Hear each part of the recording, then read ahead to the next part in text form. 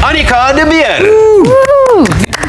Dit was wie Annika was. Daar was nie 'n masker wat opgeplak word as sy op TV kom nie. Dit was Annika. En sy was een van my studente. Sy kon met enige iemand gesels. My heerlik om vir julle hallo te sê hier vanuit België en Nederland waar dit ysig koud is.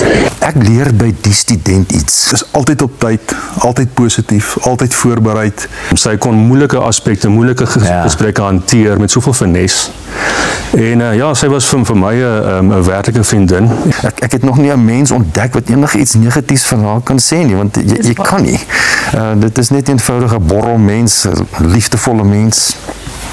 Ja. En as sy in 'n plek instap, dan helder die trek soms so op. Net meer laat besef dat ons elke dag regtig moet, ons moet voluit lewe.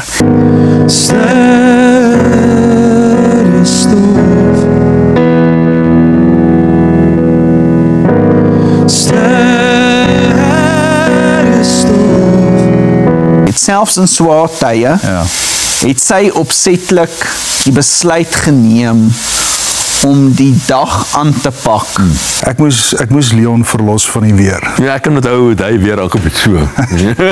Ons gaan iets beter moet kry, maar